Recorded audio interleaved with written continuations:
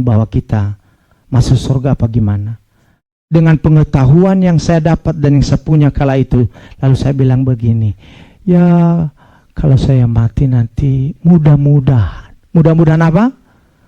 Mudah-mudahan masuk surga Bapak Ibu. Karena saya nggak mengerti tentang kebenaran.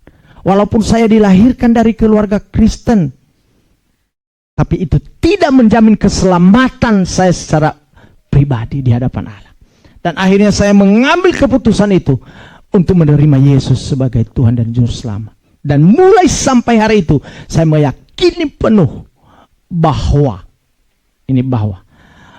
mulai saat itu saya percaya bahwa nama dari Martin Hia sudah tercatat di dalam buku kitab kehidupan di surga.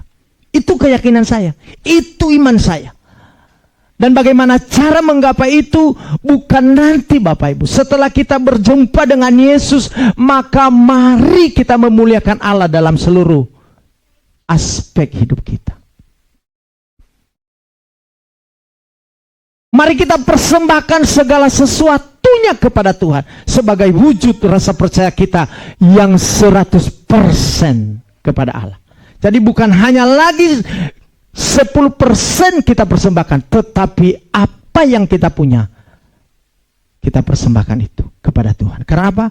Itu juga menjadi bacaan kita hari ini. Bagaimana seorang janda yang lagi-lagi tidak punya apa-apa, hanya dua peser duit itu saudara, dia persembahkan, dia beri kepada Tuhan.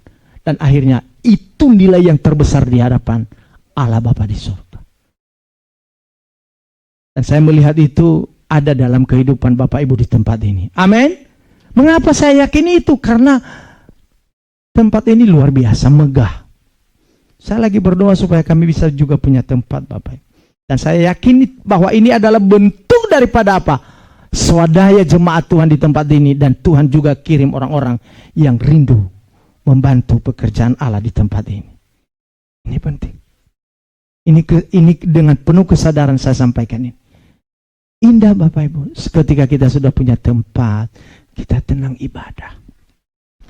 Sukacita kita pun meluap-luap. Karena apa? Karena punya tempat sendiri. Coba kalau masih ngontrak, seperti kami. Suatu saat bisa diusir. Suatu saat tidak lagi di situ. Makanya saya bilang, Tuhan tolong Tuhan. Kami nggak punya siapa-siapa selain daripada Engkau Tuhan. Itu doa saya sama Tuhan. Bahkan pernah sharing waktu kemarin bertemu dengan Pak Pendeta